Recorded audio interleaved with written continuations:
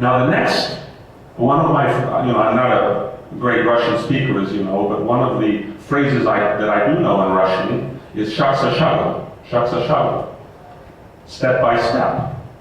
Okay? Why do I know this word, this phrase? Because it's very important to go shag za shagom, step by step. Don't do step 2 before you do step 1. But so once you've protected your idea with patents, then you should form a company outside of Russia. Why? Because that company will become the legal mechanism for conducting negotiations with Western companies, with Western partners. Okay? And the location of this company can be anywhere. It could be in Finland, it could be the United States, it could be in Switzerland, it could be in Luxembourg, depending on the kind of business model. Again, that's step 1 and step 2.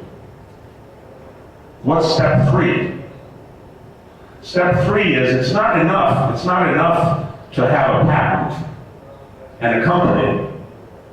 You have to then demonstrate the technology in a Western framework. In other words, that technology, there has to be a prototype developed, a prototype that demonstrates how the technology actually works. Many Russian inventions are what I call element technologies. And that's fine. Superior algorithms, for example. You don't, and this is the next point, you do not need, if you have a superior engine, you do not need to reinvent the car. In fact, you shouldn't be trying to reinvent the car if you have a superior engine. And by that I mean, it's obviously an analogy. So if you have a powerful algorithm, you have to protect the algorithm, and then you have to demonstrate, demonstrate the capabilities of that algorithm in a complex Western framework. Now, one of the things I've learned in the 17 years that I've been working with Russian inventors and so on is that the inventor often has a different idea about the commercial application of the technology. He has one idea. The inventor might be thinking that his algorithm can be used in this way, and then somebody who examines that algorithm will say, no, we can take this algorithm and put it in a completely different application area that the inventor has no knowledge of. So this is where, in other words, you may think you have an engine for a Mercedes, but the engine is actually good for a tractor, or, again, analogy. So you need a Western partner to help you identify the correct commercial framework for the implementation of the technology. The final point in this chart is licensing is probably the appropriate business model. Because once you find a commercially interesting application of the technology, you then make money from that technology by licensing it to the Western company that will use that has to then pay you for the right to use that technology, because your right to that technology is guaranteed by the patent. If they use your technology without paying you, they can be sued in court. So every investor, let's look at this from the point of view of the investor.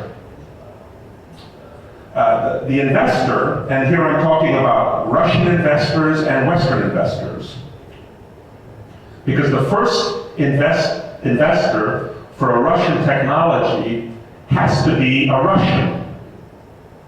Or the first investment for Russian technology has to come from Russia. Why? Because no Western investor is going to invest in Russian technology that doesn't have Russian investment.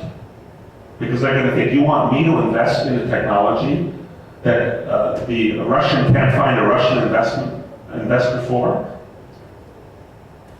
One of the things that is very encouraging to me about this conference and all of the interest in investment is there are now Russian investors who are interested in investing in technology. It used to be that Russians with money were interested in investing in real estate, in products, especially in products, in trade, because trade was quick money. If you could make a lot of money in a short period of time, that was the best kind of business. And this was also a business you could control. Investment in technology is much longer term, but the results can be much higher. In other words, what built Silicon Valley? What are the legends of Silicon Valley? The legends of Silicon Valley is people started out of a garage with their own money, with very little money, and they became millionaires or billionaires.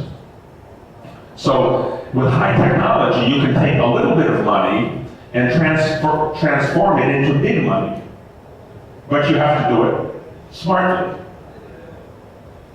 With licensing. So the point is exit strategy. The exit strategy for investors in technology is typically licensing or selling the technology to a Western company once it has been demonstrated. And I'll give you a specific example in a couple of minutes.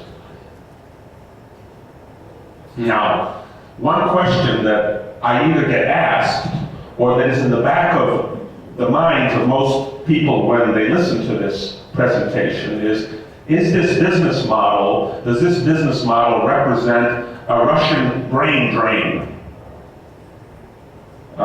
Since Russia opened 17 years ago, a lot of Russians have left Russia to go to Europe or to go to the United States. There are many Russians in Silicon Valley, for example. If you go to high-tech companies like Google or Microsoft, you find many Russians there. So there's no question that Russians have the capabilities, the technical skills to succeed, not only succeed, but flourish in the West. But what's different today, that what didn't exist 15, 20 years ago, is the internet, is what we're doing right now.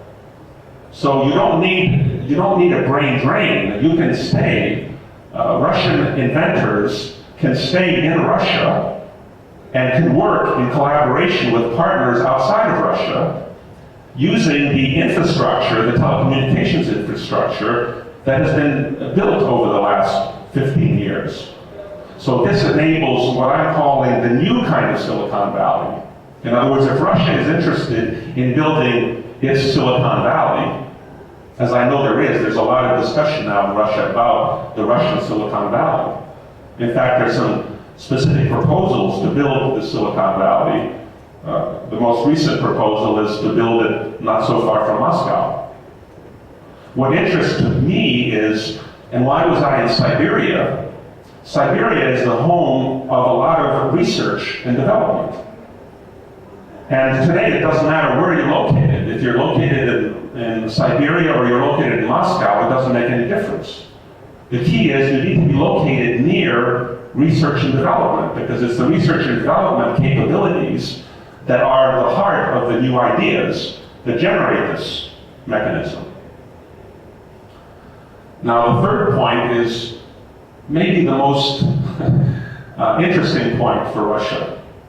Russia cannot succeed alone, okay? Russia wants to succeed alone. As I say, Russia is the biggest country, it's still the biggest country, and the mentality is, okay, we can, Russians think, give us the most difficult problems, we can solve these difficult problems. We want to do it ourselves.